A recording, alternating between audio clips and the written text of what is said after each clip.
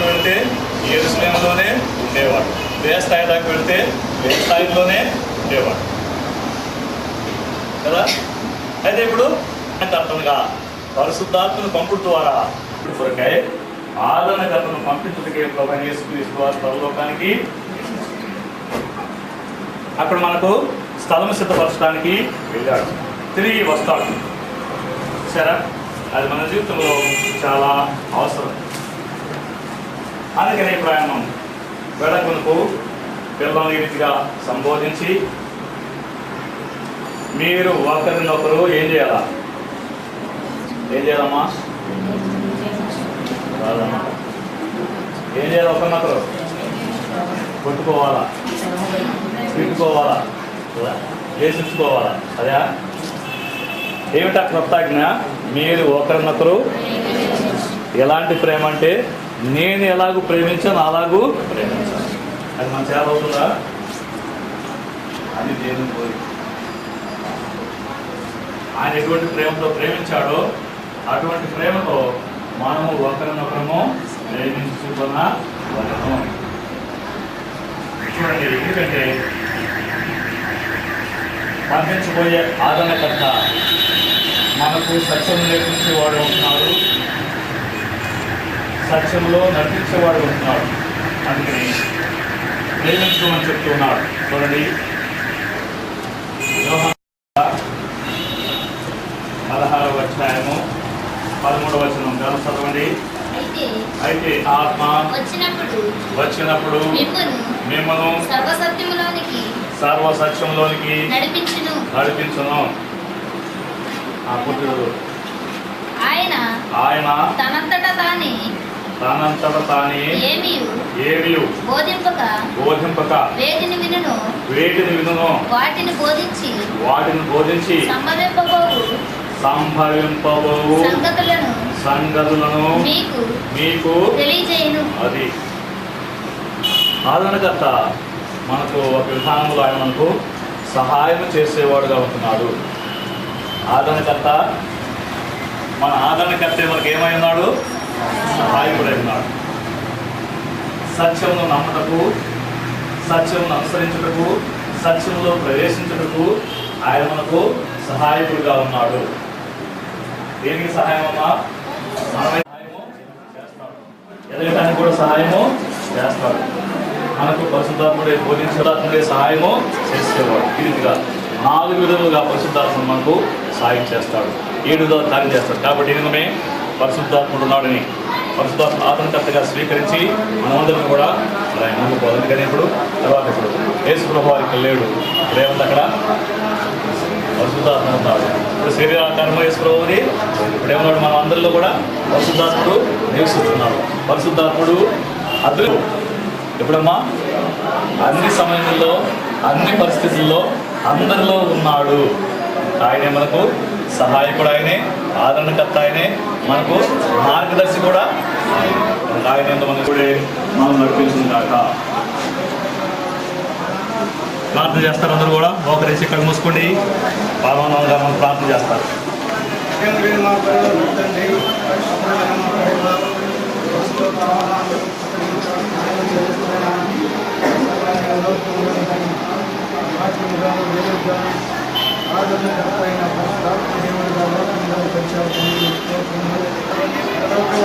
కావాలని ఎన్నో విధాలు మాకు బోధిస్తున్నారు, జరిగిస్తున్నారు. మీకు స్తోత్రములు. సమయంలో ఆదరణకర్త అయిన ప్రభువా నీకు వందనము చెల్లిస్తున్నాం తండ్రి. ఈ అందు మేము నిలిచి నేను మీపై సమాధి చేయబడి తిరిగి లేచిన యేసయ్య నీకు స్తోత్రములు. పునరుద్ధారుడవయ్యావు. ఈనాడు మాకు మీరు వెళ్ళి పరిశుద్ధాత్మను పంపారు.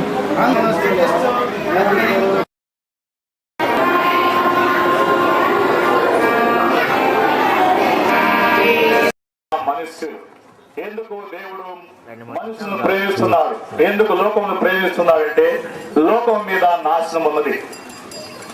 మానవులందరూ కూడా మార్గము తప్పి ఉన్నారు, మానవులందరూ గతి తప్పి ఉన్నారు, మానవులందరూ మతి కూడా తప్పి ఉన్నారు, తమ మార్గము చెడిపి వేసుకుని ఉన్నారు.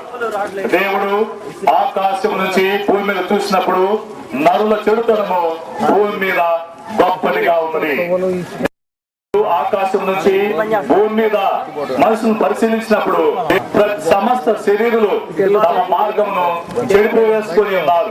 తమకిష్టమైన మార్గం ఏర్పాటు చేసుకొని మార్గంలో తప్పిపోయి ఉన్నారు, తొలగిపోయి ఉన్నారు. వారు ఏర్పరచుకున్న మార్గము అది ఏమవుతుందో, ఎక్కడికి చేరుస్తుందో, దాని గమ్యం ఏమిటో ఎరిగిన స్థితిలో మానవులు ఉంటున్నారు.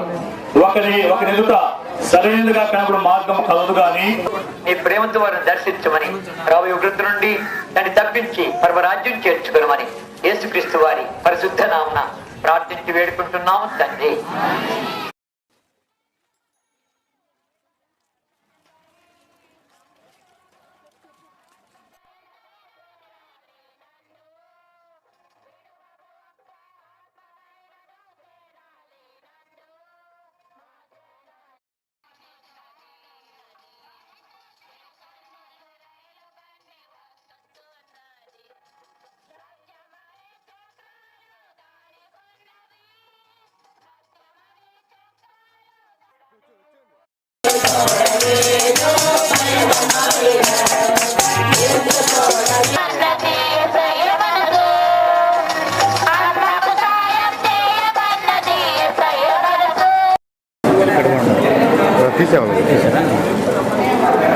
ఇలా సరిపోతుంది కదా ఫ్రేమ్. ఈ కెమెరా చూడండి, ఇది సరిపోతుంది కదా. అంటే ఫస్ట్ వాళ్ళు వస్తారు కదా, వాళ్ళని బట్టి తర్వాత అది వచ్చిందండి.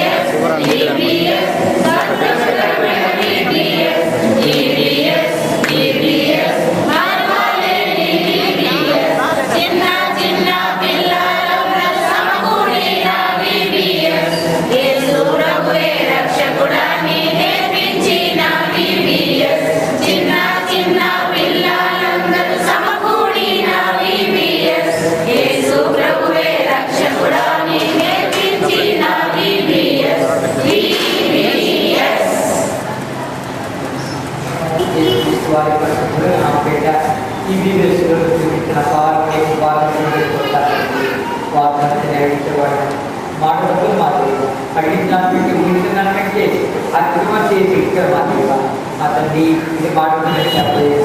ఎవరైతే మా తండ్రి ఎంతమంది నేను గొప్పదాన్ని వారు అవుతున్నారు తండ్రి. ఈ టీవీలో కూడా ఎంతో శ్రమపడాలి, ప్రయాణపడాలి. గ్రూప్లో కూర్చొని మొత్తం ఒకసారి రాదండి.